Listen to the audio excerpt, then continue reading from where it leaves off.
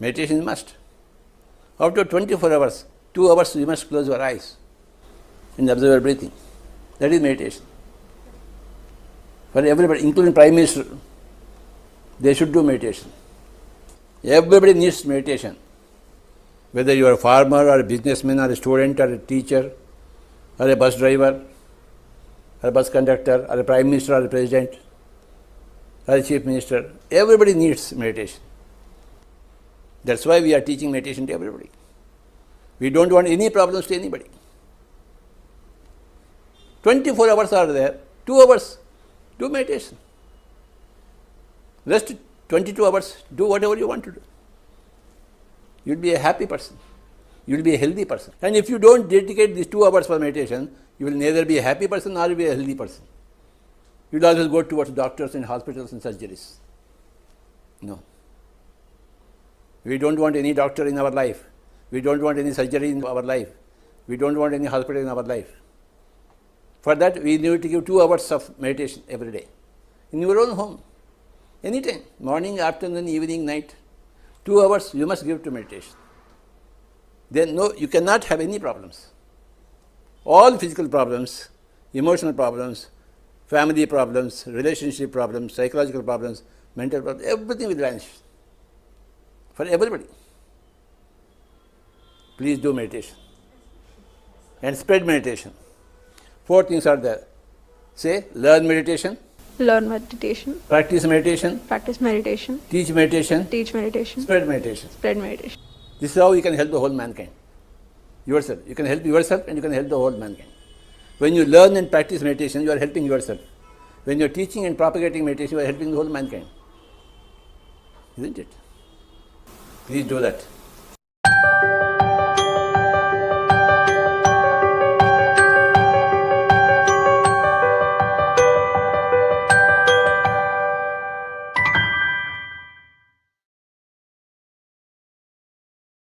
Namaste, dear friends and masters. On behalf of Buddhasya Quantum Foundation, I warmly welcome you all to the day 25 of our program, Gratitude. This is Namita Singh from Gurgaon. Happy to be here. Happy to be your host. Yes, we must make meditation an integral part of our life. I felt that there were so many surprises, pleasant surprises in store for me as I practiced meditation. I stopped explaining myself. Before that, I was always out to prove my point. I would just go on and on with my unending tale, my sagas. Now I have started listening to people, though still I'm not a good listener. But I feel lighter. Certainly, life becomes better, happier, smoother For that, what you have to do, just close your eyes, observe your breath, have fun and frolic with your breath. We will understand more about emotional regulation from Chandra sir. Over to you, sir. Thank you. Happy morning, dear friends and masters. Great afternoon, evening. Namita Madam brought a very important point. I stopped giving explanations, stopped trying to convince my point. Two things are there. Stop trying to prove my points and stop giving explanations. We don't manage. When we become courageous, and our self-expression gets better and better, we express it only when necessary, and then we recognize our words have to be impeccable, that they have to be either useful. There has to be some purpose of why we use something, truthful or positive. There is no need for explanations, or there is no need to prove points. Everybody is entitled for their opinions.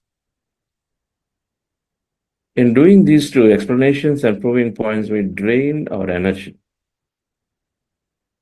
We drain our energy. Constantly, we are trying to satisfy somebody. When you're giving an explanation, think about what is the deeper meaning. You're trying to get the validation that you're still right. When you come to a meeting late, we go on explaining. First of all, we enter the meeting halfway through. Then we start explaining, disrupting the flow.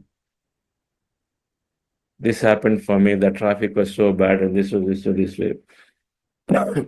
Is it useful to anybody? It's never useful to anybody. There's no necessary at all for those 20 people in the room to know where you were. What's the point? Trying to get sympathy from everyone that is okay and please okay that I came late. Is that why we'll give explanations? On one side, what do they think of me? I come late, they judge me. And so that's why I have to give explanations to clear in their mind the doubt or the judgment that, I'm still right.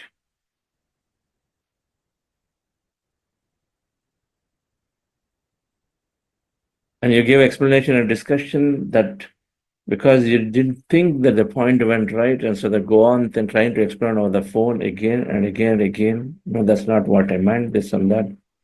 Because we have this fear that fundamentally somebody else is judging us. And so then we get impacted of something. And so we go on giving explanations, but it drains our energy.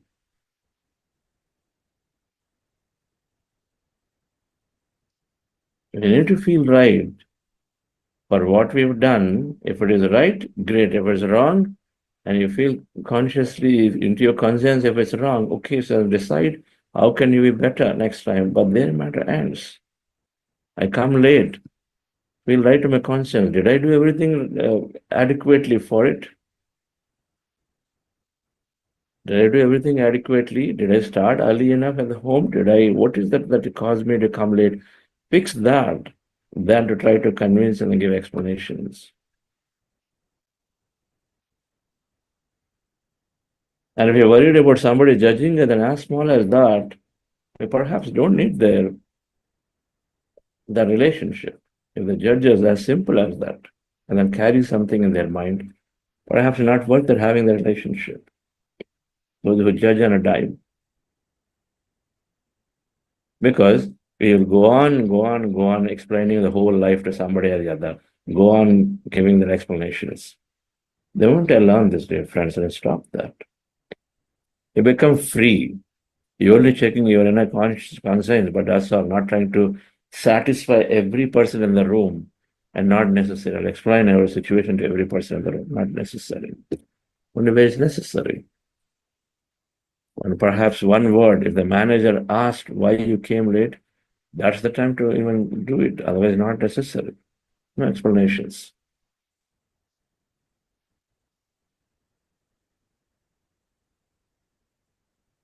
When I switch on the videos, then some people write explanations. That's not necessary. I don't need the explanation. It is just saying, are you in a meeting room and when a manager asks you to switch on the videos, you don't have to give explanations because you are a senior director or somebody, and then when even the juniors are there in front of us, the manager asks, okay, can we see each other?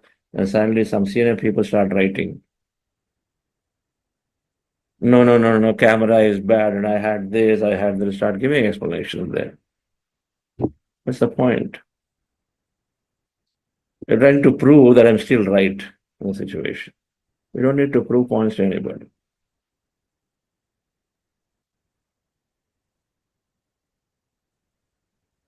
You have a reason of why you didn't have window open, fair enough, that's good. That's good enough. But if there's no reason you still didn't have it, then might as well get it right and then so be prepared. If it all required was to get a little bit of hair set and so then you could sit down and then you were too lazy, do that and so next time you are actually doing a lot more engaging discussions. Emotional intelligence difference is to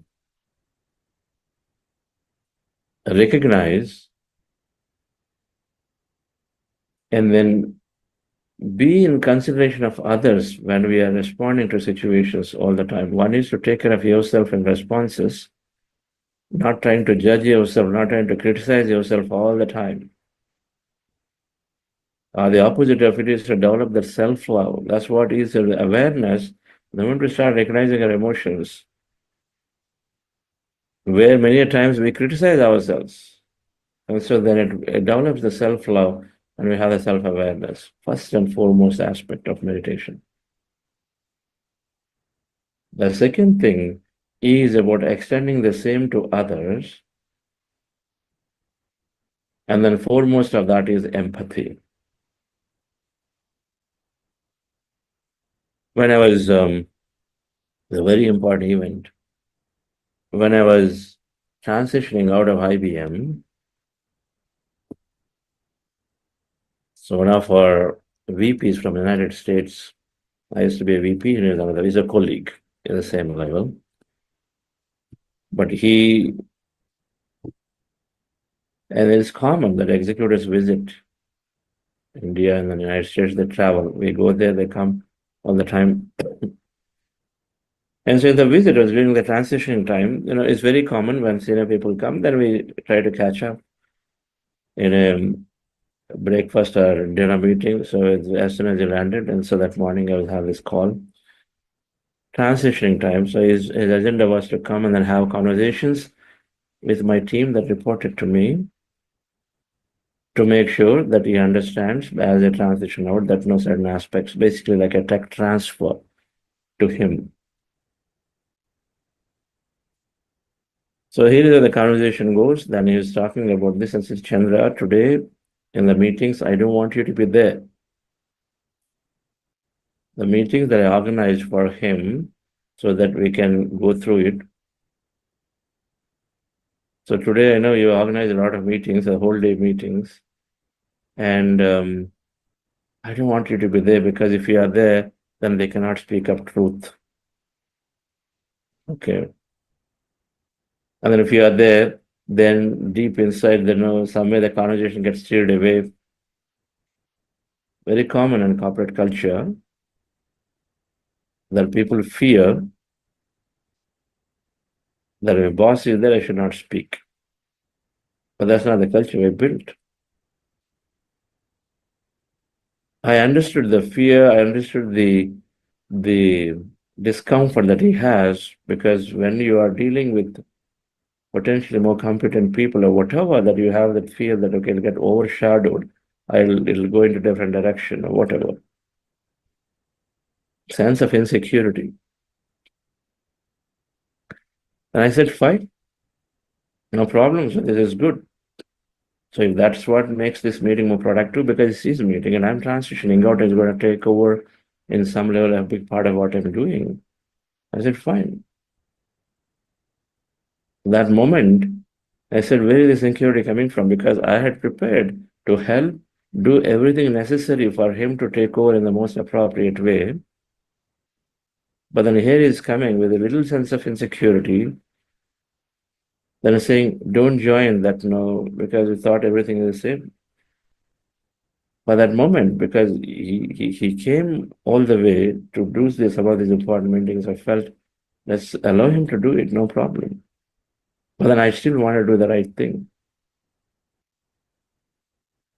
And then I went to my team and I told him, because I know they will be very upset about it, or rather they will, some of them, they are very mature.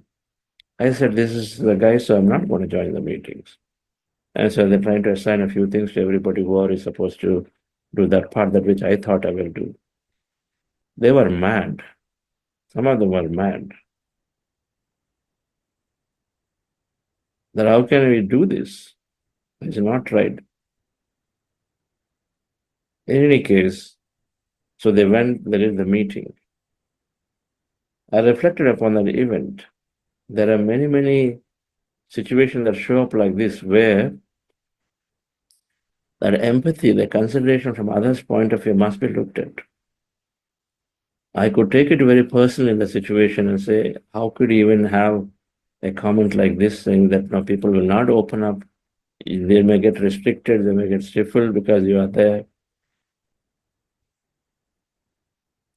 Or I could just simply stick to my guns and say, no way, this is my meeting, I'm organizing, so if you want to join, so whatever that is, I could easily say that. But empathy, to understand from others' perspective,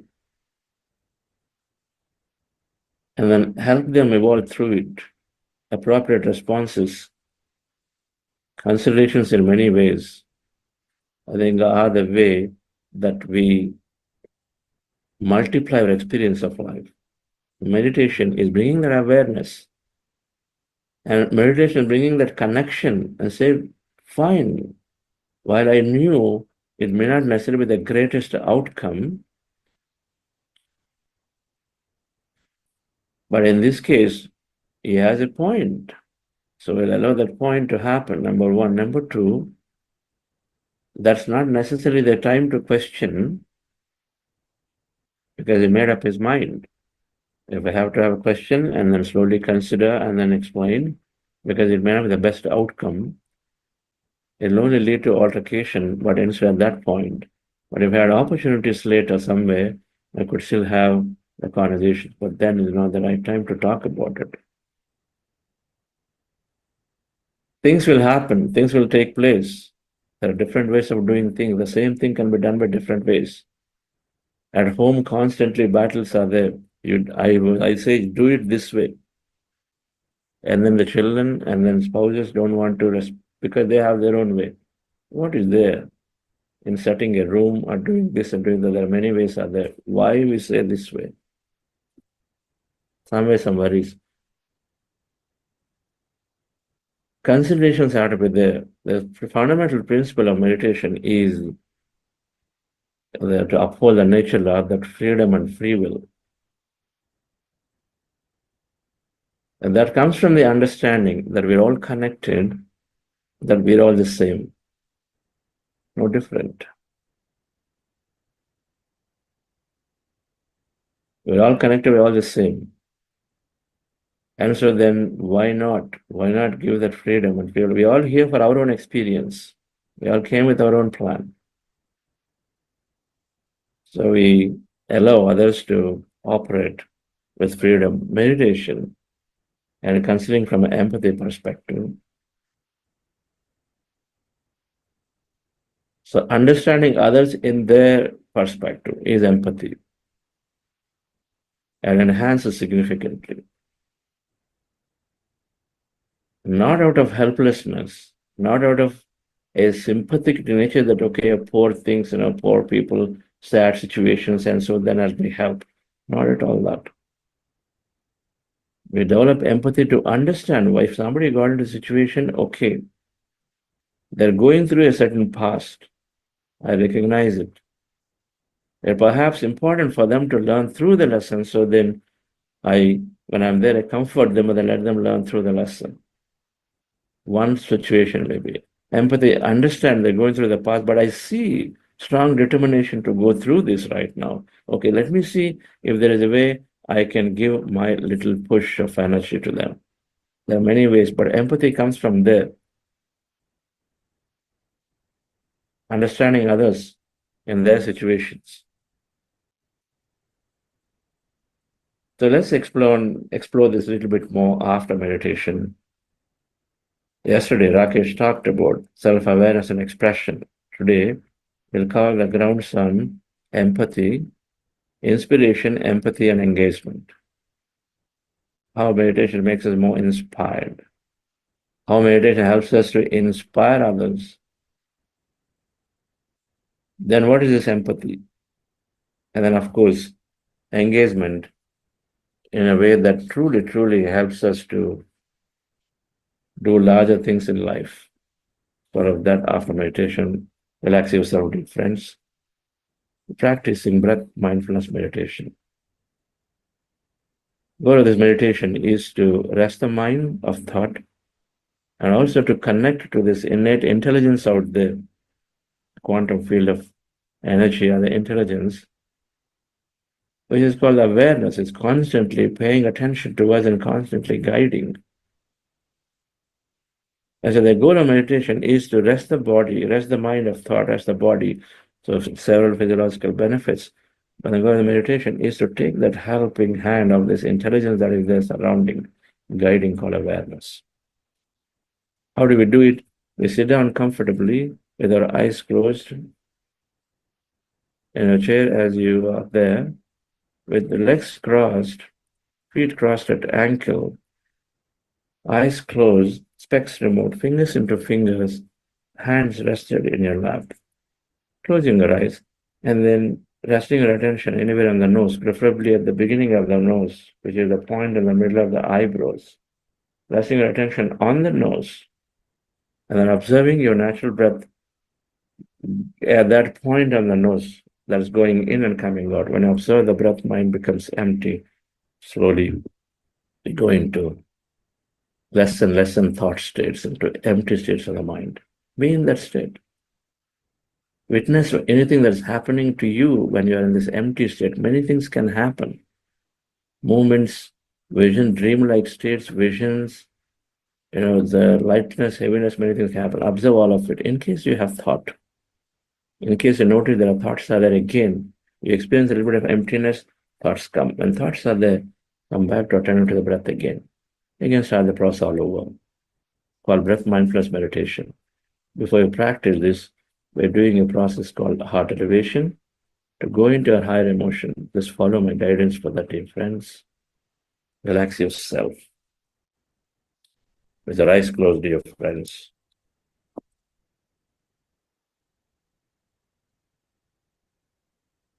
Relax your body.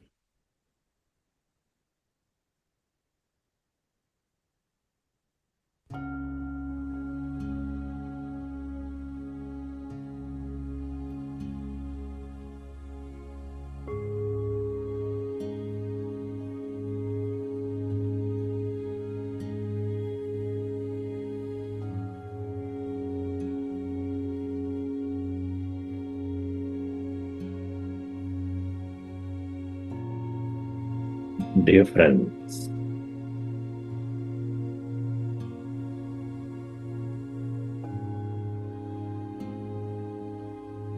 dear masters, with your specs removed, eyes closed,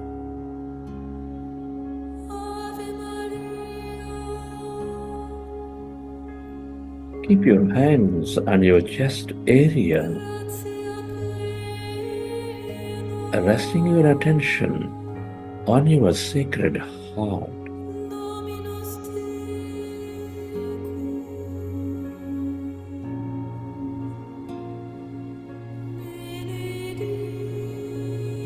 Feel your heart center.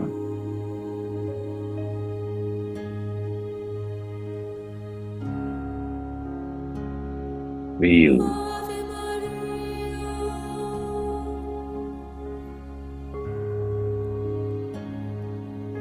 the center of all emotions.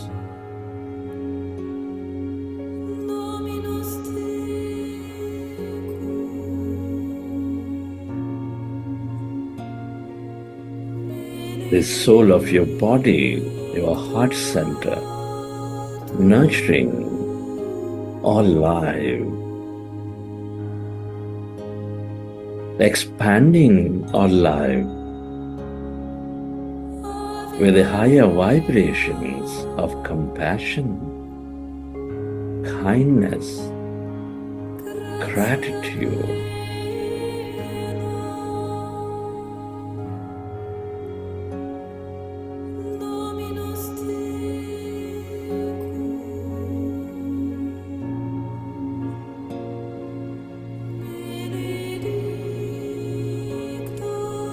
With a slow, relaxing breath, feel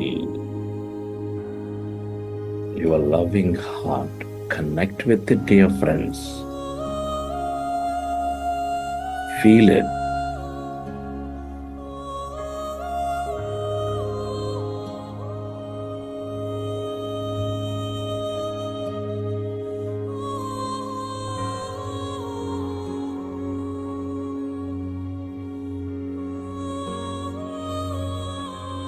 Fill up your heart center with our higher emotions or vibrations simply by imagining a vision from your future or in the moment.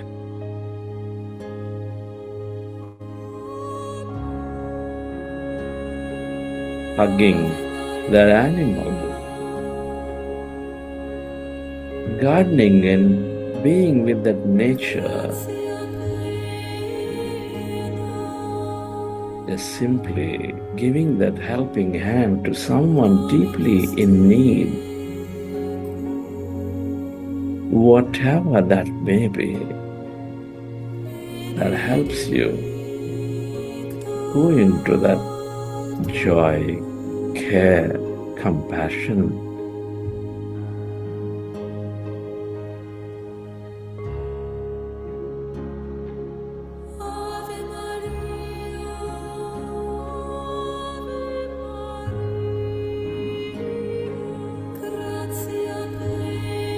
Relive that moment and feel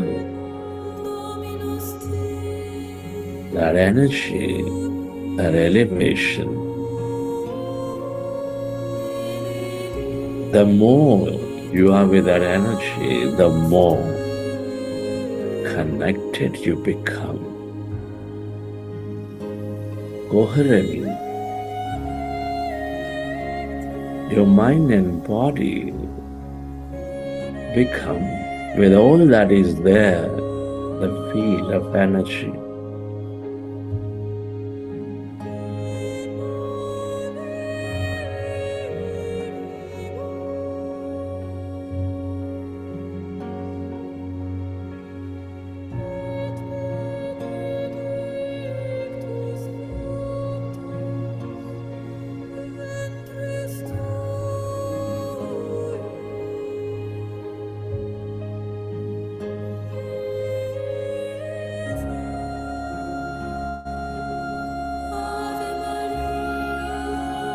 Allow yourself to direct that energy onto everything and everyone on this planet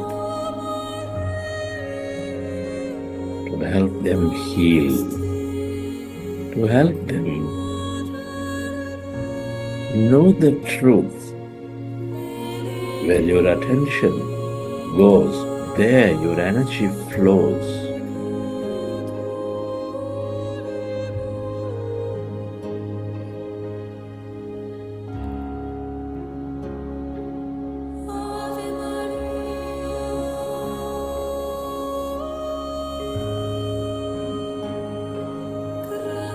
Renew.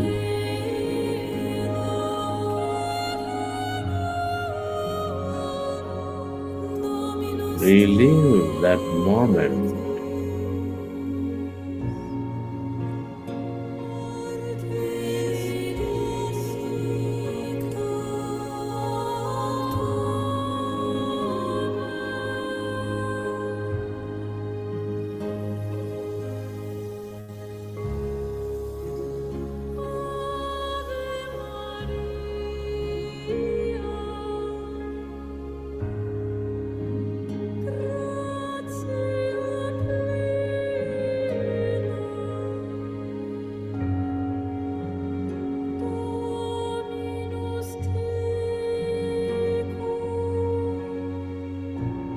the more you feel that energy in your heart, the more you radiate that energy to everything and everyone, dear friends.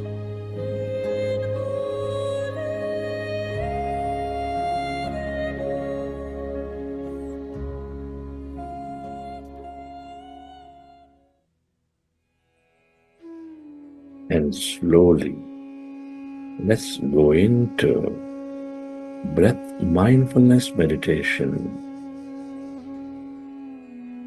with your fingers into fingers, hands comfortably rested in your lap. Observe your normal, natural in-breath and the out-breath.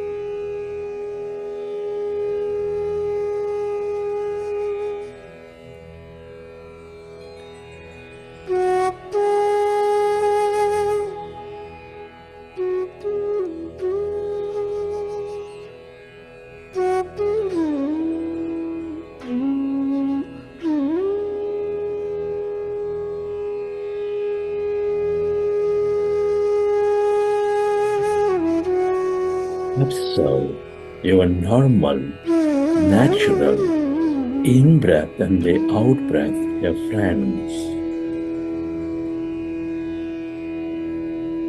With your attention at the root of your nose, observe your natural breath.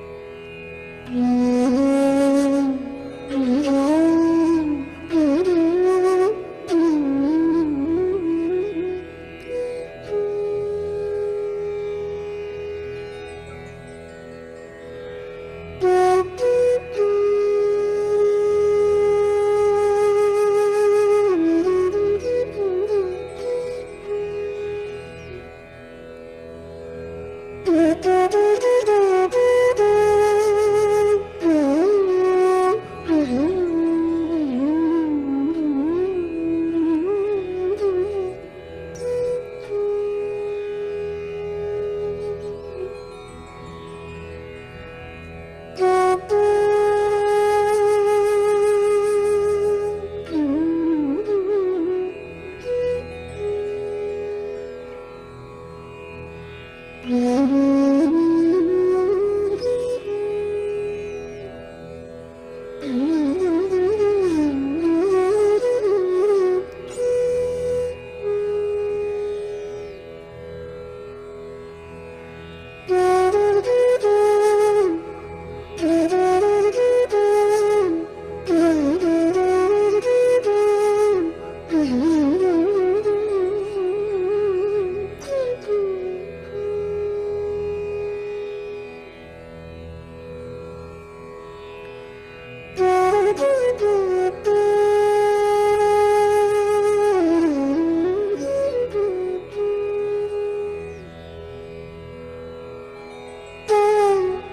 you observe your breath,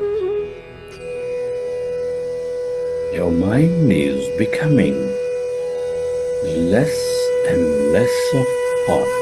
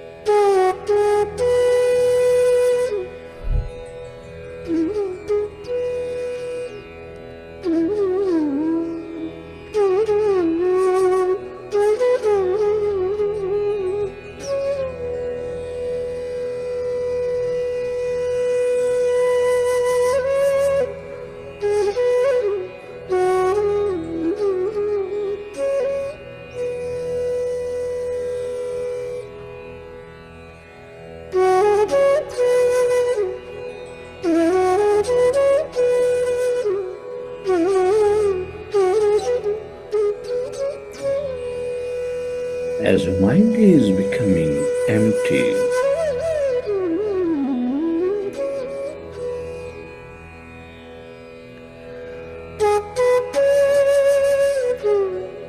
allow yourself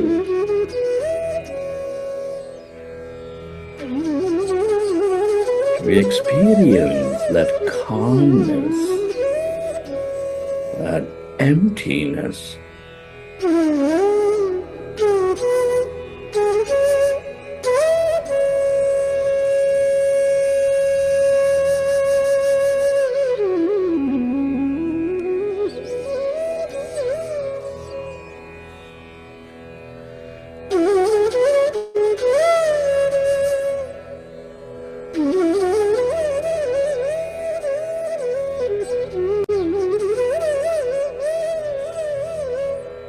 Thank you.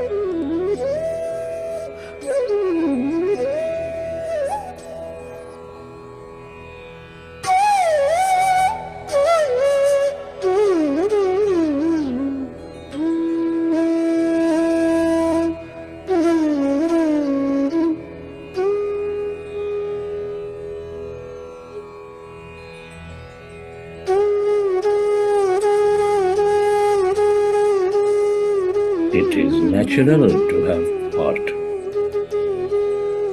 When you recognize your thinking, go back to observing your breath and allow yourself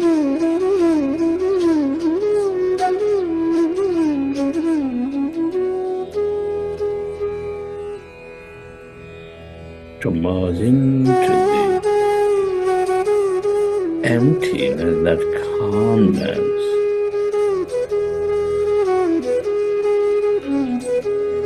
As you merge into your breath,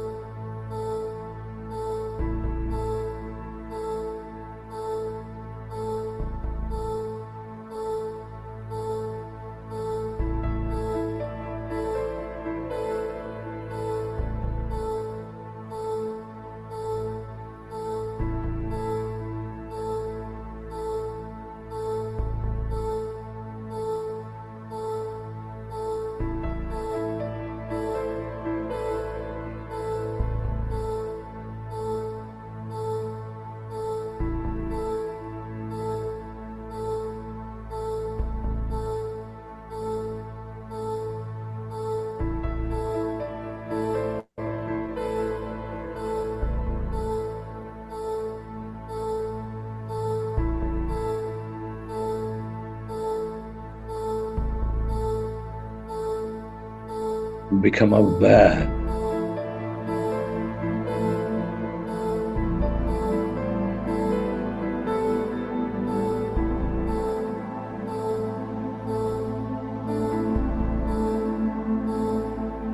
of the emptiness, of the blackness.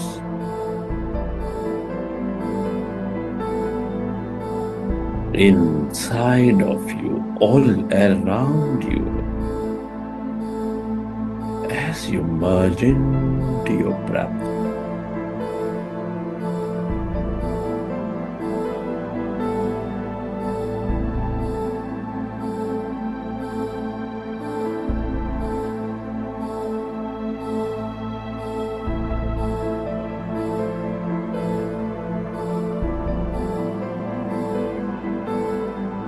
That's energy.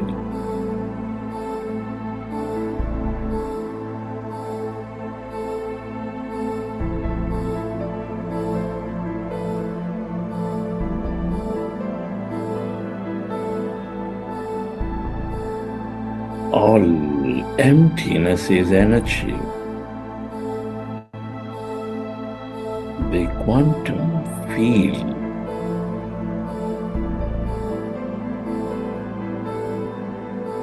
of intelligence, of connection,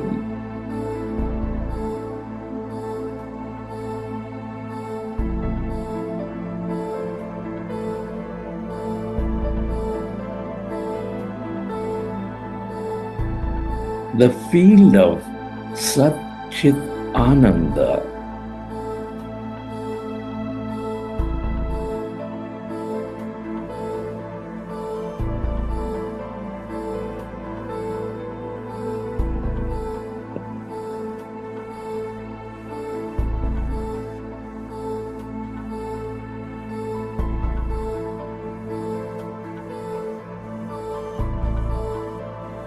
the ever existing, ever expanding, ever blissful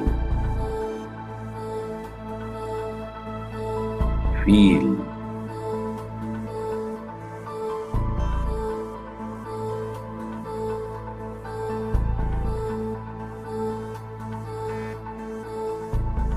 of wisdom, of will and energy merge into you, away from your body.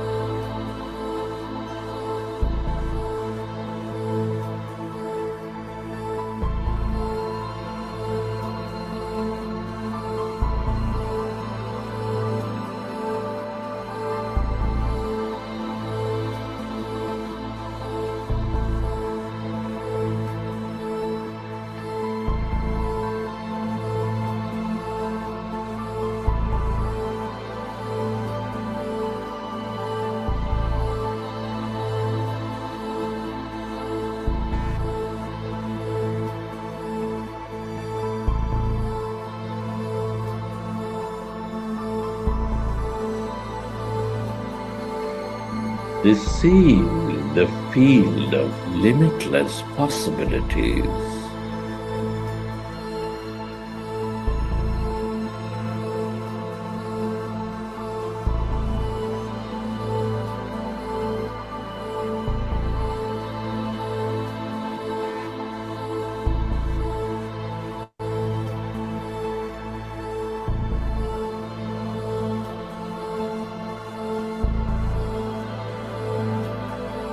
The field of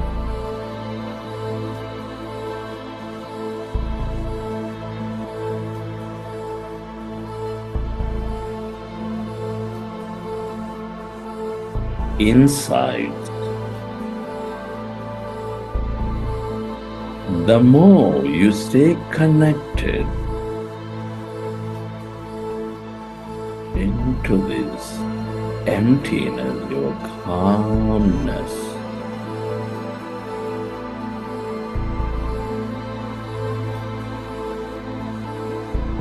the more insightful you become, the more you dissolve your past.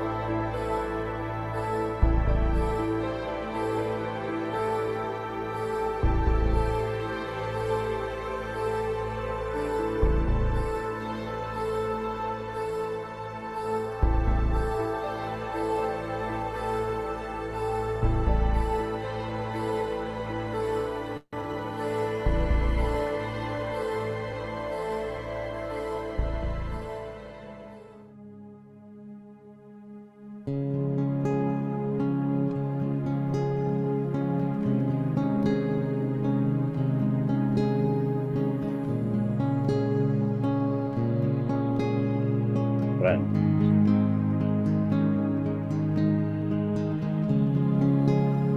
Let's express gratitude to all things and everyone.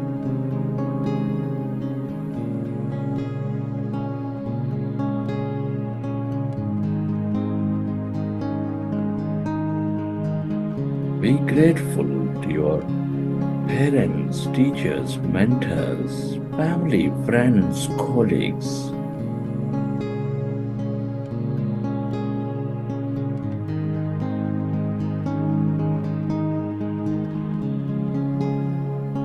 Your gratitude is grand nature, the mineral kingdom, plant kingdom, animal kingdom, the planetary kingdom.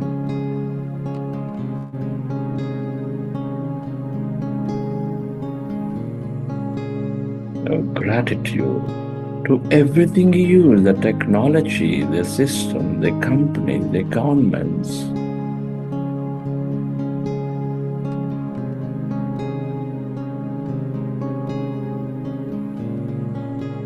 Gratitude.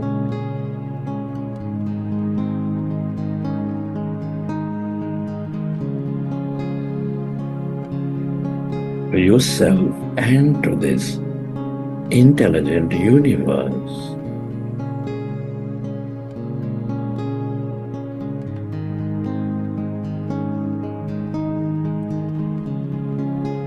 Gratitude is the ultimate state of receivership.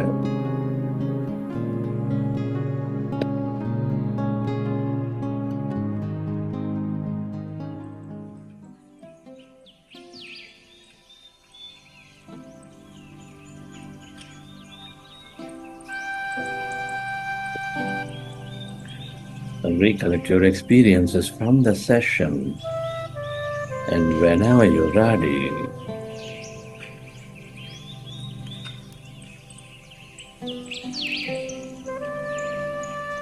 with your hands over your eyes for 5 seconds.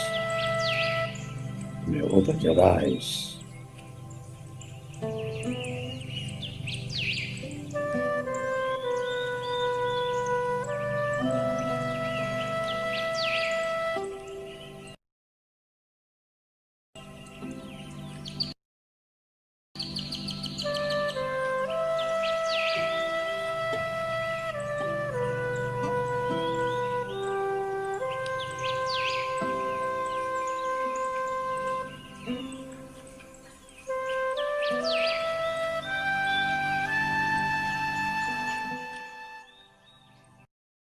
Okay, dear friends. Hope you enjoy the session. Initially, we come for something. Few people join to explore, but in most cases, we come for something. But slowly we realize that something dissolves, we simply practice. Because we recognize that whatever that is that we're looking to experience is already being fulfilled. In many ways, just by sitting for a few minutes every day. The stage is there. Meditation, we do meditation for meditation. There's nothing more here. Let me put up these charts to understand the remaining 3 components of emotional intelligence. The book by Daniel Goleman, Emotional Intelligence, is those of you, especially psychologists or those interested in this whole relationships and nature,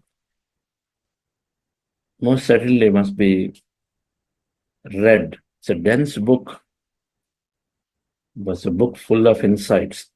So the 5 areas: awareness, expression, inspiration, empathy, and engagement. we bring this up here because meditation is helping in all areas. It is helping us to develop in all areas. So awareness, the essence of awareness is that it is helping you to go from a reaction to response. This is the whole crux of all meditation and mindfulness practice, reaction to response. The outcome here primarily want to bring out is to say that you become more confident about yourself. Before, because my emotions are not that great, because I don't think right, I don't feel right most of the times, I stop interacting with people. I withdraw myself, particularly about anger management. So people in many situations withdraw from group settings, discussions, because they'll not know. They feel worried that they suddenly just burst out. With meditation, that fear goes out, and as you start becoming part of groups again, you start going back into many things that you otherwise always wanted to be part. Which means what? Which means more life experiences. There's a subtlety here. The moment you feel your emotions are in control, and particularly anger, then you are drawing more experience of life because indirectly, many ways, you're cutting yourself off. Now you're going back and joining all of that, removing all the limitations. Right? And it's also the beginning where you start increasing your self-worth and self-love to yourself. Because when I started always criticizing me, now you become more loving to yourself. You don't criticize yourself anymore. You feel good about yourself and say, okay, I'm thinking about themselves than me. And I'm not just like that, giving a mouthful to somebody. All of those, as you win slowly, one by one, in regular meditation, whether awareness, you feel good, you feel confident. You pat yourself, self-love. Expression then is, as you gain courage, the amygdala shrinking for meditators, amygdala, the fear center is shrinking. So fears come down, then the sense of, as the fears come down, there is courage. What do you have to lose for? Nothing to lose. As the fear comes down, nothing to lose. And then you stop suppressing and you start expressing. And since there is a connection to others, which is called empathy, then you don't express arrogantly. You don't express carelessly. You are very careful. You're becoming more impeccable with the words and choice of expression. So become more careful in expressing. But still, we pursue. You want hike, you'll do it. You want a promotion, you'll do it. You want to get funding, you'll do it. You want to start some support from family members to do your work or travel or whatever, you will do it. Rather than simply judging and saying they're not going to do, they're not going to help. Oh my God, this is just such an painful situation to go through, which is why we sort of give up too early, too soon. But here, that fear of going through again another tough discussion, all kinds of stuff that drops, and so then we are going back. And again, a lot of times when you want to discuss, put forward ideas, that leads to arguments, and so that's where you lose out on your emotional control, balance, and so that's why a lot of times, oh no, I don't want to get into this with my mom now because I just going to lead nowhere, and so then we pull back, right? We pull back. This boss, just waste of time. This waste of time. Going and then talking, he will say this, he'll say that, he'll just go into nowhere. I know he'll just raise his voice. I don't like it. And so we don't even express it. But with the with the understanding that true joy comes from living true to your feelings. And then with the fears dropping, with the past dissolving, a meditator start expressing well, start expressing in a very balanced way. It happens, dear friends. So that's so important. So this stage is where again, this is also the stage where we are, the more closer to truth you see, the less you're fearful, because we have this empowerment now that my thoughts create reality. So what do I lose if I go and talk about some senior person, sweeping things under the carpet. So then what do I lose here? So you go, you're not fearful about potentially losing your job or getting impacted in your work performance because that fellow will say some things. You know your thoughts, you know your genuinity, and so then you are moving more close towards upholding the values, and so they're moving more close towards pulling out things if they're being swept across the table, swept under the carpets. You're not trying to manage people here, not trying to manage situations. You're trying to express truthfully. And this is the time as you express, then one naturally gains what they want. So if I want a change in the job, I got to express it. I can't say it is selfish. I can't say they don't agree. I can't conclude for myself and stop here. Oh, if I ask for it, then it is considered not good because then the manager is saying, okay, you're going away from important project, and so you're asking like this, and so the fellow will not give me good hike or good review. So many fears are there. We don't ask. But when you ask, we know that your thoughts create reality, your thoughts bring things. And so when you ask is when then you're setting that energy towards it. So you're going to gain what you look for. Asking in thinking appropriately towards what you look for. And the asking is a great way of putting forth your thoughts forward and staying focused on the five sources of manifestation is when you get what you want. So the stage is where you start doing things you like. So you ask for it. Hey, I would like a new technology. I'd like a new role. I'd like to do these things, important, to express it to the family. You know what? My 1 hour, that gym is really important for me. You know, I love my son the way he expressed it several times. He's young, but he figured it out. He'll sit down with his mom, whatever that is, he'll tell.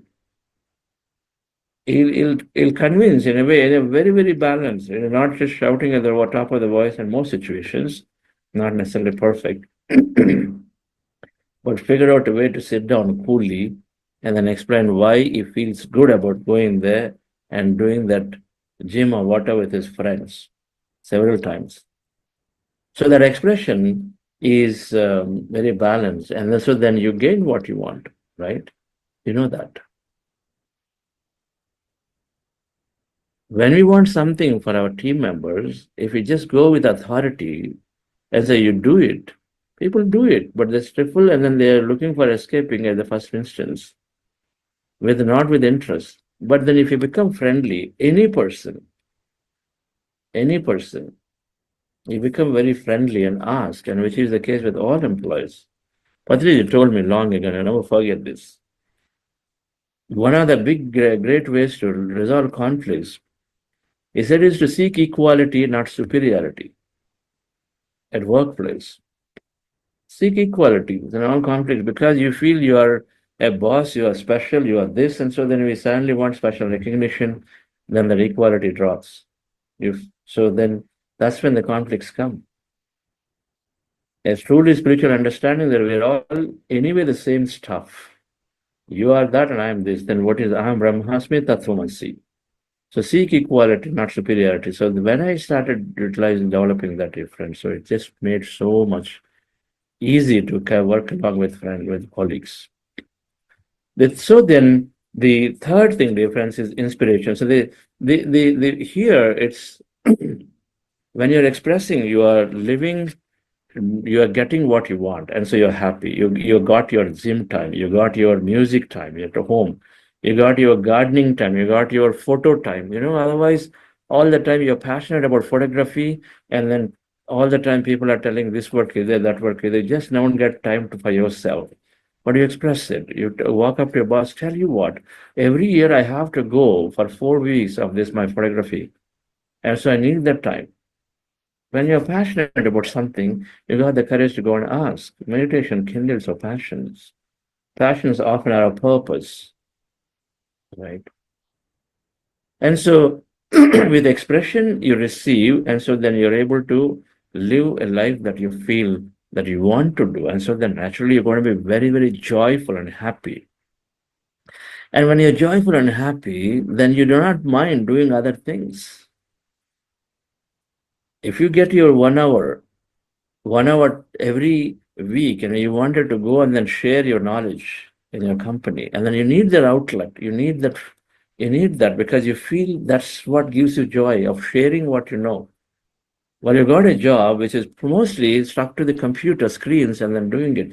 But if you get that 1 hour, which is what you really love to do, and then there's sufficient for you to go into without any complaint in nature, going into doing things, other things without any compliance, or other just carry yourself along with the rest of the work.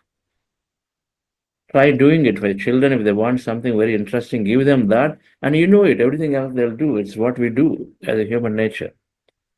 And so, dear friends, the moment we start becoming more expressive, and so then the moment we start receiving what we want, we are so joyful that we are carrying whatever that is there with us happily. When you carry what you are there in front of you happily, that work is there, you're joyfully doing it, then that means you are inspiring others naturally. You already got what you want, so there is no reason to crib. So you're more inspired. So you feel like going after doing it. I feel to go back to my work because it gives me that outlet where I'm going to go and share what I know. It encourages me, right? I got my music practice every day for an hour. So me, earlier I was still feeling so irritated about the household chores that I'm doing. Now I'm no longer irritated because I look for that hour. And the rest of the things I do it in a breeze. So meditation naturally brings that deep joy to us because whatever we do, we go without any pushback on it, resistance. So then we are naturally becoming an inspiration to others. We become an inspiration. We are first composed in the way we speak. Earlier, we are just telling, in a review, in a group meeting, trying to be in a criticizing tone or an aggressive tone, but now we're more composed. And then here we seem to be joyfully doing it, even though the work is same work, but they're happy in doing it. So then people start coming to, hey, what changed? They seem to be happy. Of course, I'm happy from inside. So then it is okay what I'm getting through. I recognize this is required for some people, it is only, they require that money to live. But some, then they're getting their outlet somewhere. There it's just only a money to live. For some, it's where they actually are adding value to colleagues. For some, it's like creating something really new that, they're adding value to the client. So different purposes that we have. But either way, you are joyful. That's why you're inspiring because you already are getting what you want in your life, either at work or outside. Due to expression, you're confident about yourself, due to awareness. So, dear friends, so when we get what we want, we take ownership. We take ownership for whatever that we are doing. We become very accountable. So we become manager's delight. We know that. Every manager loves those who do not have to be followed through, who do not have to be chased for, hey, have you done this? Have you done that? What have you done? When will it come? If you are going proactively back to the managers or to the other team members, accountability is there, then you're loved. You become delight of our colleagues and managers. You want to be in that state. It comes from accountability. And then I've seen many, many meditators because they internally are aligned to what they're looking, and so automatically they're quite accountable, which is great. Which is great. We all masters of our lives. So why do we need somebody to come in and push us? Why do we need it? When we become mastery, gain mastery, naturally you take charge of your life. Why do you want somebody to come and dictate what we should do? And so dear friends, so meditation, as you become more accountable, detail oriented, we also, when you love what you're doing, and of course you go into the detail, you're not superficial. It all comes from enjoying what we do. That's the key. And so initial stage, you enjoy what you do as something is greater than the other. But slowly, as you move into this model, you start recognizing that anything that's coming to me is for my greater good. And so, and then getting that little thing that I want, that 1 hour practice, a little bit of time for planning at office. Otherwise they always ask me to document or report bugs, but here they're giving me a little bit of extra coding, extra creative activity. When I get a little bit of that, automatically everything else is whatever I'm doing, I start liking automatically. So doing what you love, you go to loving what you do. We got to figure it out, guys. Whatever that is, can I love what I do? If otherwise, it's going to be so challenging. That same household chores, so many people during COVID developed this. We all, because we couldn't do anything, we went and then washed dishes, or we went and cleaned, we went and did everything. But then same thing you continue with meditation, you figure out that in everything there is something that you can learn. How much mindfulness you can develop in cooking, so much great mindfulness you can develop. And then when you develop mindfulness, so much energy, so many ideas flow, because mindfulness leads to flow state. When you're going to flow state, that means you are becoming very, very creative. We're becoming very creative. So many aspects happen, dear friends. And so then you are automatically an inspiring person to many. So the whole idea of emotional intelligence is to love yourself and then be considerate to others so that you multiply your experience. Meditation must lead towards expanding our life, not contract life. And so when you are an inspiration, naturally there are many people who want to learn from you. They flock around you. They come to you. Empathy, because of the inherent nature of meditation connecting us to everyone, and then becoming aware of this compliance means that I give away my power to somebody. And then as you draw what you want, you drop compliance at home, at office. You express, you are aligned to what you want. And so then what is the point of, there's no question of compliance. They're not there anymore. And so when these are not there, dear friends, and this is the stage where there's no compliance, no judgments, everybody is going through their challenges, everybody is evolving in their lifetime. So then, you are there in a review meeting, being very aggressive, wanting to expose somebody, you were there before. And so now you transformed, and so you recognize the same point when somebody is trying to be aggressive on you. When somebody is working and operating with their insecurities, we were there. I was there in insecurities long before. And so now, no insecurity. And so you recognize, yes, I've been there. And so then I've allowed them to be that way. No problem. Because I do know that they will also transform one day like me. And so then this empathy truly becomes a spiritual empathy. Cognitive empathy is helping others because they need support. You know that I have money, you know that I have more knowledge, intellectually raising it out, and so then you give that. It's intellectual, it's a mind level empathy, it's cognitive.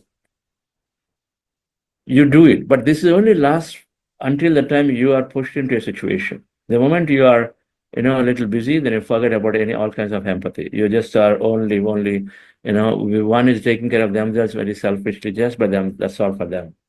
The moment they have a little bit of challenging situation, they get busy. The moment they are, into a project, they get busy. All this cognitive empathy is disappeared. Help to others is gone. Social empathy is more emotional. It is more than from an emotional brain it's coming. The social empathy is called mirror neurons are there. When I see somebody suffering, that because of social conditioning that we have, that then the mirror neurons that are there firing in front automatically. If they see somebody suffering, that I also suddenly get tears. It's called mirror neurons are there in our body, in our brain. They fire. And so then we also become a little emotional. And so then we support them. Social empathy is primarily through these mirror neurons. Emotional connection is there. Okay, so I've heard that helping others is great. And then here you feel their emotion. Suddenly you feel their emotion, you go and help them. Right? That's social empathy. It requires an emotional trigger for you to go and help, not otherwise. That video, that's why many social organizations, NGOs, put those videos that connect you, that show that, the little child suffering, that show that old person, that's not able to live life in there. That emotional connection is there. Then a trigger that mirror neurons fire and something deep happens and we suddenly go into the oneness of it. And so we help them. And it lasts until the time that emotion memory is there in our mind. Otherwise, slowly it wanes. But spiritual empathy, dear friends, it comes from feeling that connection inward every day in meditation. When you find that connection with everyone because meditation, you're becoming one with the field and whole. That means you're becoming that Brahman. You are the whole. You are that divine. And so then naturally you're developing that connection to others. No one needs to tell you. No one needs to tell you. No video needs to show to you to feel that, okay, they need to be helped. It is there. Helped when is necessary. Empathy is not sympathy. In a lot of times, social empathy, where it's more of a sympathy. Oh, I feel sad about their life. Why should we feel sad about somebody's life? Why should we judge somebody as low? The moment you saw a person with a leg that is not well working, so he's dragging himself, climbing up the stairs, not able to there. And you look at it, give a sympathetic look and say, oh, poor thing, such a struggle for the life. And top of it, make such comments. You know how the other person feels? They have so much of self-respect. You go to them and say, what a poor thing, what a struggle for life for you.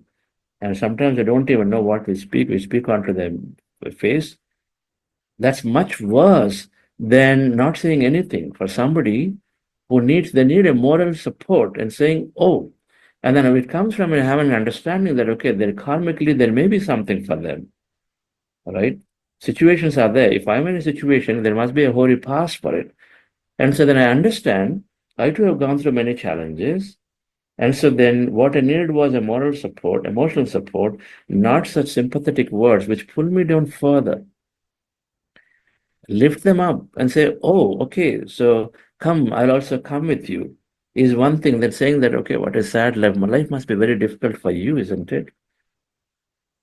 When someone's a very important person gone out of their life, and they vacated their body, they died, and then we go to them and say, what sympathetic words? And then in front of them, we tell somebody else, neighbor, what a sad story, Must be very difficult. I know how she's going to carry on her life. They're not going to help. They want to pull them down significantly. We must be clear in what we speak. We think that by saying those words, we're expressing our concern to them. We are actually pulling them down in most situations. And then what to do? Sometimes others also want that expression. And so in order to satisfy that desire, we're trying to manage situations. What a sad story goes on in these particularly tough situations, especially when people die and then we go to them. I really sympathize with you. So much of struggle this is going to be, but anyway, we all are there. You're telling so much of struggle for them. Our thoughts create reality. It's going to be so much of struggle. They said, can we change our response in situations where we hear that something death has happened? I'm very, very sorry for what has happened. Why do we feel sorry? Death is going to come to everybody anyway. Sorry, means something bad is happening to you. We're already putting them down. It's not something bad. Then why can't we say that these are the times that we can be stronger, and then every challenge is moving us to a greater part of our life. So absolutely. Look at this, and the life continuity is there. When we use these words, there's always life continuity. The person lived a great life, so they are transition, so that's great. And so there is continuity in life. When we use these words, then that is different than to sympathize and then use sympathetic words to people. Empathy is not sympathy. Empathy is understanding their situations and then giving them the support. So when you are empathetic, difference, when we are empathetic, so when we allow people to then fail, allow people to be imperfect.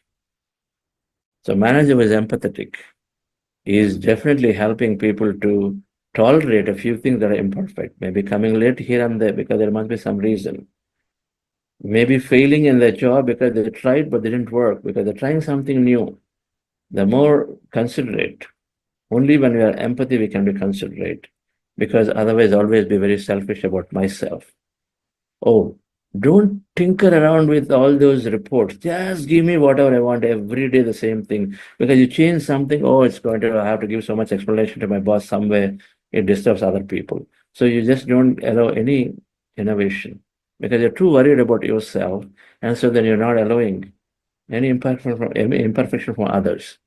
But you have consideration to others, where he wants to do something. Always, that youngster wants to try something new. Okay, let them try. Why not? Improvisation will come. Innovation comes only when they are empathetic to others' needs.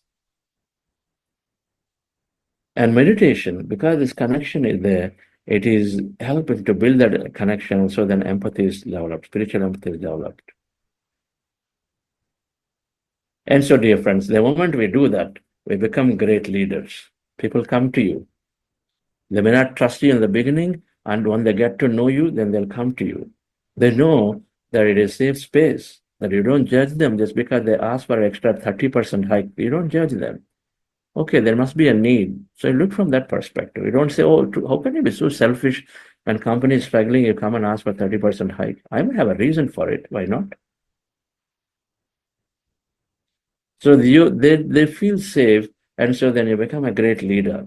You become magnetic around, and so then people are coming to you for solutions because you are a natural counselor to them, right, friends? A core competency of any leadership is empathy, and meditation develops plenty of it. You move from what is in it for me to what is in it for others. So, dear friends, with this leadership, naturally you have so many resources at you,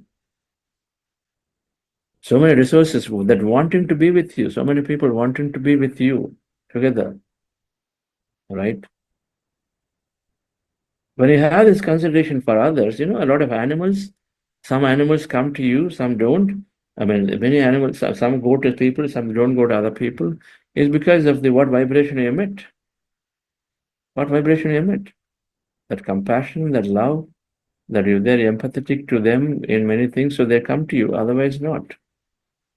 But when you have so many people and you become a natural leader, so you have now the ability to utilize this energy collectively towards some cause. This is called initiative. You take initiatives, you socialize, you engage people together onto greater experience of life. We may say greater cause of life, but it's greater experience of life, right? You're empathetic, many people are together, you love trekking, suddenly they want to be around you. You go towards group trekkings. Individual trekking, group trekking, great, a group activity, always. So much more to achieve. Start a foundation. You start a company because the people are around you, you know that they will be with you, so they start a company. You form a great team. So this is how we multiply our experiences. Emotional intelligence increases our ability to socialize and increase engagement. Right. When it increases, self-accountability becomes group accountability. We take that responsibility for group. And so, dear friends, automatically we are doing larger things in life, things that we always wanted, that did not be possible by ourselves. We take everyone else along. So in the end, then you're becoming a follower to leader. That's why every meditator, if you want a great leadership in your companies, give meditation to them. Because everyone, what is leadership? All of these qualities, be empathetic, take accountability, and go be happy, and then being able to express what you really want. Don't try to manage situations, don't try to push things under the carpet, try to bring them out openly, and so that the right thing happens to organization. Meditation is a great way to develop leadership in the organizations, especially entrepreneurs. The risk-taking ability and then the feeling to live to your true feeling is so important for entrepreneurs. Connecting to the intuition, because a lot of data won't be there. When you don't have a lot of data, you make a decision. How do you decide? You got to connect with the intuition, right? A big company decisions a lot of times are easy because all the data is there. But here, no data. You need to know what works for the client. You need to know what price point to give. And then meditation gives a lot of kind of intuitive ability, so that you make a lot of decisions when data is not there. That's what meditation is, friends. So emotional intelligence, as we started on Monday when I said that if your intelligence IQ helps you to get a job or get a company or funding, your EQ helps you to really grow. Yes, EQ helps you to grow because you multiply experience by working with everybody else, and EQ because you're not self-critical, you're more self-love oriented. Automatically, you bring your potential out, and then you bring the potential out from others by being emotionally very, very appropriate in working with others.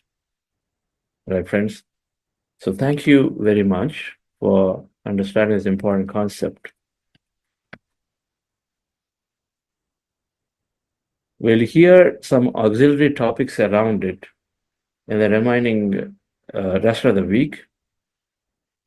Things like 4 agreements, which are like amazing, amazing emotional connection topic, and some of those that we have will talk through for the rest of the week on emotional intelligence. Yes, Namita madam. Yes, sir. Meditation teaches us to let go. We certainly become fearless. And what I felt, sir, that to accept myself and then subsequently to love myself is the biggest asset, and it's an expression of gratitude. Certainly, you are able to enjoy life more because you become consciously aware of your thought pattern and you are now consciously creating your reality. Again, really a wonderful session. Every time I am listening, I'm attending the sessions, I feel enriched.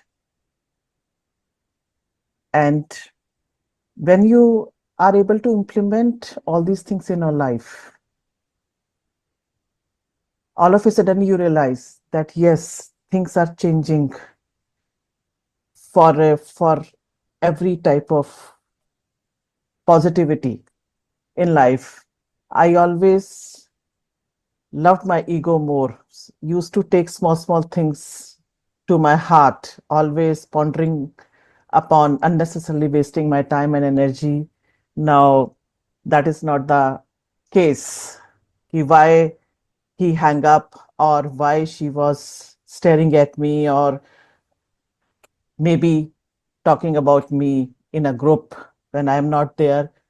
I think most of our time is getting wasted in thinking about what other people are going to think about you. You are no longer bothered. And in relationships, certainly it improves. Not that people are not good to you. Certainly, it's your perspective that is changing altogether, and you are able to see the things as they are. Otherwise, you are seeing the things as you are. Yes, Saubanika. Yes, sir. Hello, all. And I want to share my some of my quick manifestation experiences now. Actually, a few months back in the Flow program, 21 days program, I want to be a team facilitator, but at that time I had some work and I thought whether I can able to do that or not. And at the end, I could not do the team facilitator work, but Vani ma'am has asked me to do something, to do some volunteer work, and I that feeling was there inside me. I wanted to do something. I want to do something for the program to serve, like that kind of feel I had. Then in the at the end of the second week, someone called me and asked whether we can do the self love activities, and on the third week, fully I was there doing the self-love activities. I was so happy and satisfied that I wanted to do something that has happened. And then a few months back, while coming to Bangalore, we bought orange laddus for my uncle, but there were only two boxes. But I wanted to eat. I like that laddu. So I couldn't eat on that day. But next day, in the Buddha Seva office, that laddus were there. Next day itself, I had that. It was tastier than what we get here. And this in this program, I want to do something. So I like to do service.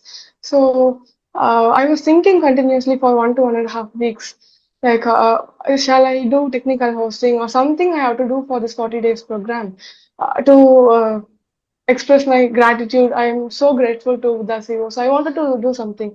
I was continuously thinking for doing this technical host. You go and tell them, you go and tell Sayaka or someone. So immediately Sayaka in 1 or 1.5 weeks, she itself called me and asked whether I'm available to do technical hosting, and I told her, yes, I can do it. And after that, on the first day of technical hosting, I had some negative feeling inside. I don't know why I got that. Um, it was like it's completely negative. Something's not going to go well like that. So I was telling to my mind, it's going to be fine. Don't worry. Don't think too much. That feeling was there, but on the same day, on the first day of technical hosting, during the streaming, the audio was not heard. The only the video was streaming. So that negative feeling was telling that this is something is going to happen, but I couldn't figure it out. This is the thing exactly. So that has happened. And then in the Paima 41 days challenge, uh, last month itself, they called me to share my experiences. Since I had my session, 31-day session, I couldn't go. Then as soon as I completed my session, I came to technical hosting. That inner thought was that I want to go and share my experiences in Paima. So immediately after 1 week of technical hosting, that one akka from there, she called me and asked whether today are you available to share my experiences. Then on that day, I gave the technical hosting to someone, and I went there and shared. And at that time, I had this thought: okay, I let me answer, let me talk what this group needs. So, like that, I had that thought, and after I shared my experiences, two participants told that I had this experience, but I don't know what does that mean. So, from your sharing, I came to know that this is the meaning for that experience. And then again, this one for 1 or 1.5 weeks, I had this thought continuously: what is the difference between wisdom and knowledge? And in one of the sessions in last week, Chandra sir itself told what is the difference between wisdom and knowledge. Then another thing about money, I had this doubt continuously, and this also was answered by Chandra sir in the session. And on the same day, from another master, Pradeep Vijay master, one Akka went to his retreat. It was happening last week. From there, the Taka contacted me and was telling this is what Sir has told, exactly what I was asking for. The doubt was cleared from both of them on the same day itself. So this is another thing. And last week, I mean on end of March, at the on March 30, I think, I completed the autobiography of Yogi book, and that book was actually I won't read that much. I will read but 1 or 2 pages only. But after coming to meditation only, I like it to. I started reading. Before I won't read at all. So in that book, I experienced many things. I read very slowly, but very mindfully. Like every word, I was just imagining visualizing what the scene will be, how it will be. So while reading that, I was observing what's happening to my body, what's happening to my heart, what is the intuition I'm getting. So from that, I got answered to so many questions, to so many incidents. While I'm reading, the inner voice will continuously speak.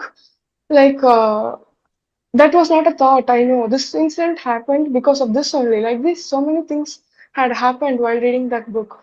And one incident is when Lagari Mahasaya placed his hand on the forehead of Yukteswar ji. This area was vibrating for me.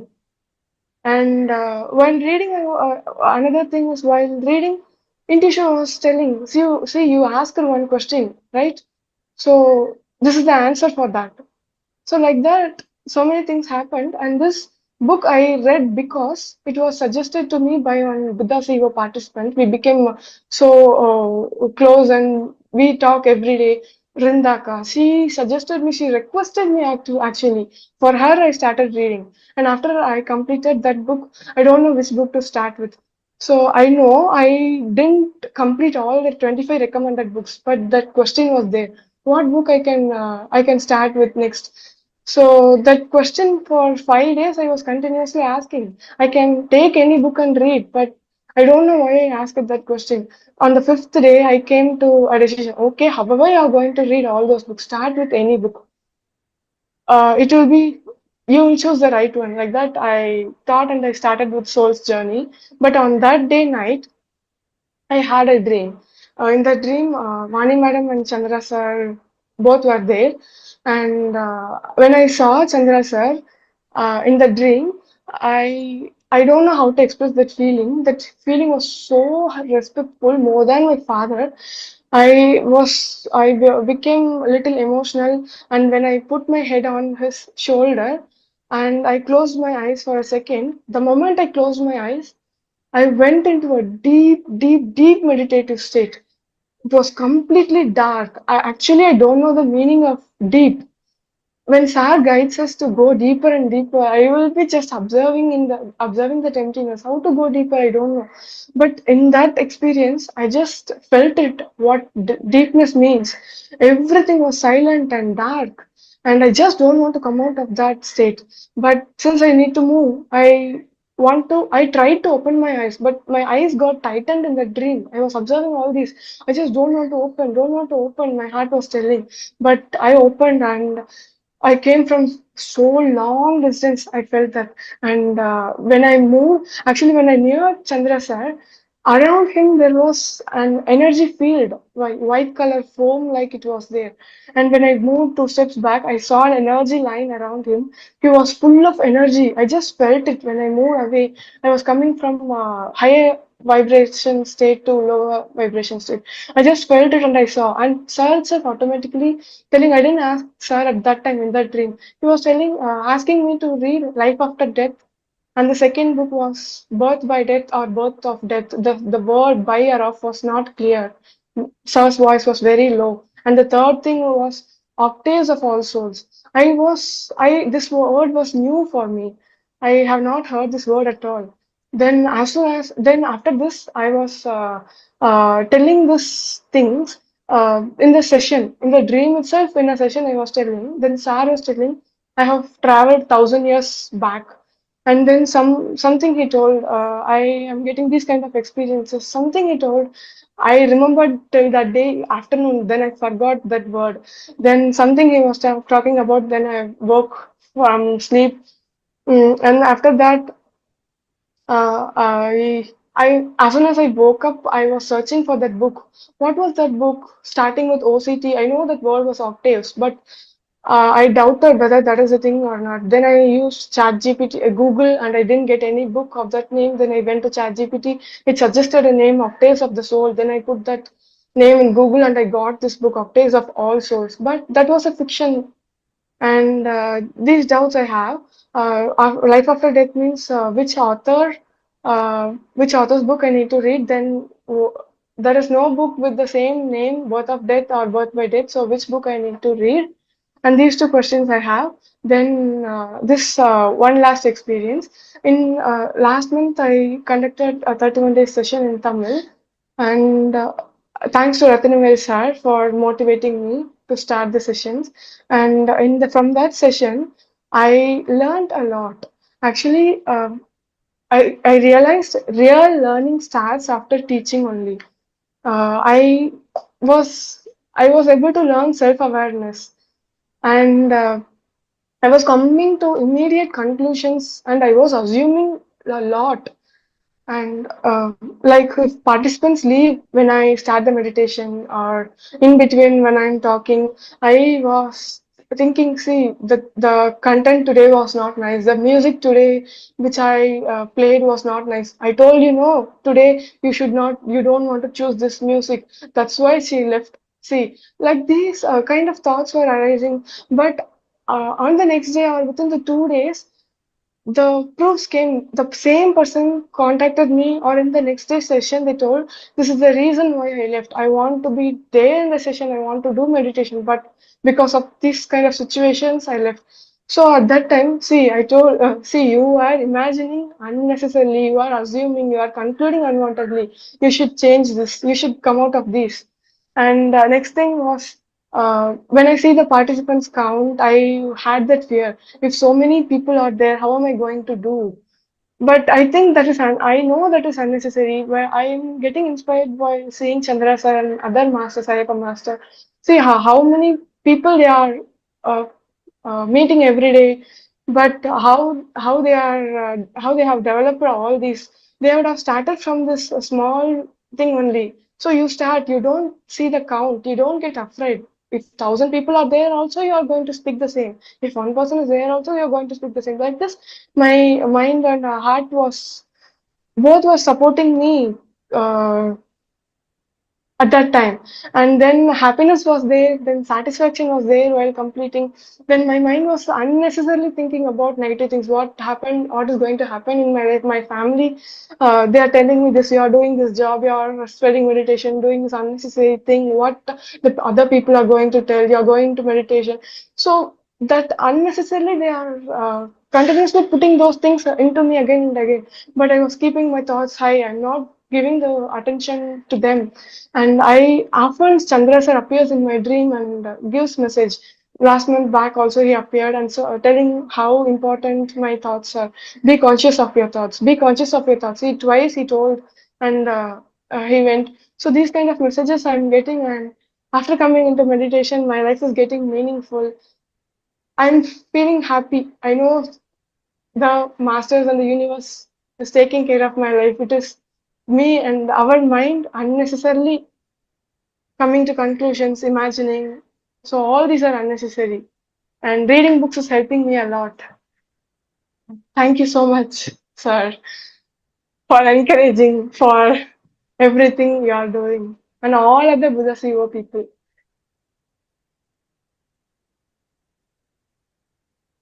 I'll give you a nice hug if you're here. What is sharing you've done?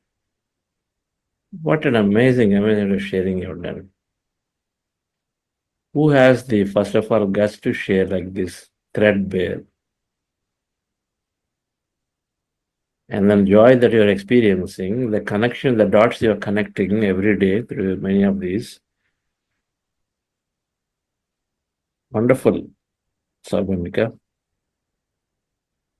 Thank you, sir. This is your sincere practice. You're sincere towards this.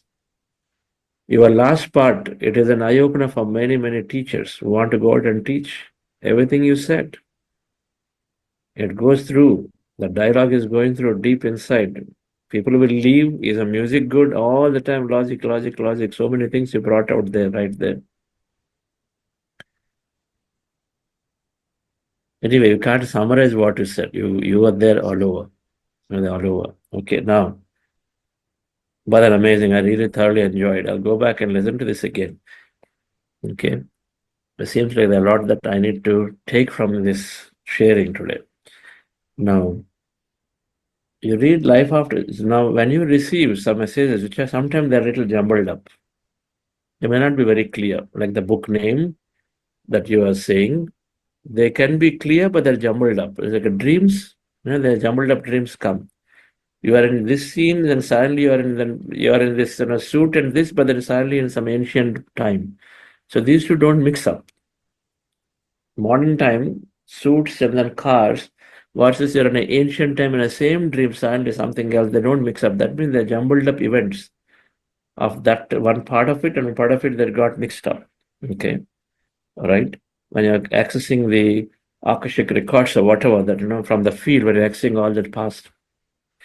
So like that, when we receive messages, now this happens because the jumbled up stuff comes because you're tuning into many things, right? Tuning into many things. It is possible that when you're going into, let's say, Himalayas, you're looking at a lot of mountains, valleys, and you looked at various river sangamams. When you come back, when you narrate, sometimes you mix these things up, right? You exactly don't remember Then you say, yeah, and then the mountain behind there is a stream, but it may not be there. You mix up things, right? Because the memory does not properly there, then we mix things up, not knowing. Same thing happens here. Things get mixed up a little bit as you're tuning in, all right? But then the more and more energetic we are, the more clearer we become with respect to what we see. Okay. So it's possible that you got some titles that are mixed up from one with the another. But the essence, however, is to read more of life after death books. That's an essence for sure. The essence is to understand the supreme or the intelligence that is out there. You start with Yoga and Paramahamsa's book, Great Start. Read a book by Raymond Moody, books by Raymond Moody, not just one book. So when you get something like that, it doesn't have to be exactly that. Raymond Moody. Okay. sir. Raymond Moody's books will become a little more scientific in nature, but then they're exploring life after death through experimentation, meaning when people who report various events in an accident, they saw something, they came back out of the comas. And so Raymond Moody did experimentation, meaning he studied several of the subjects who report such events. And so then he came up with this conclusion that many things happen when you are at the time of death, and then afterwards, what do you do? So some of those aspects are narrated through the experience of people that he collected, and then he tried to corroborate a bit of it. Okay. Read his books, Raymond Moody's books. And there is a book by name, if I remember, Life After Death by him directly. Okay. And then Dolores Cannon. Dolores Cannon is another. Michael Newton, who is directly giving you a soul evolution, concepts of soul evolution, from an infant soul to the baby soul to young soul to the mature soul, old soul. What's all those souls? How are they characterized? All that is given by Michael Newton in soul evolution. Right?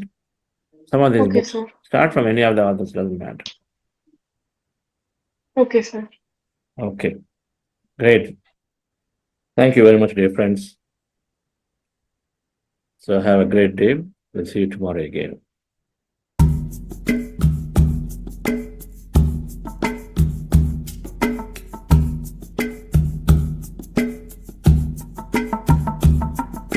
Thank you.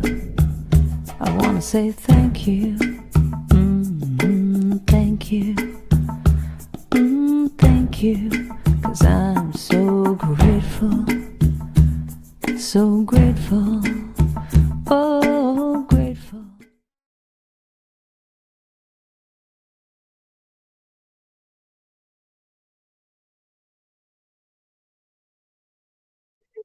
Okay, friends. Thank you, everyone. There is no Q&A for today. We'll meet back tomorrow, same time. Thank you. Thank you very much.